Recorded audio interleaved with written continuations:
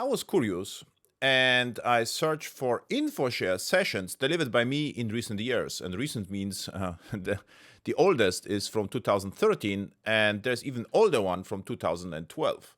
So so all the talks have something in common. So I mostly focus on enterprise applications on premise and how to build them efficiently, productively, and without any interaction. So this was the basic idea in last 10 years.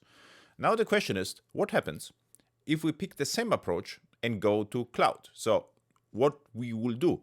And this is what I plan to do with you at InfoShare Dev in Katowice and in Gdynia.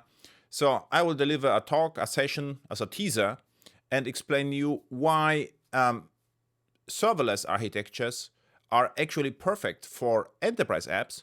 And in the workshop, I would like to show you with pure Java, no YAML, how to build with infrastructure as code a serverless app, how to operate it and how to run it cheaply. And of course, all questions are welcome. So what I like is interactive events.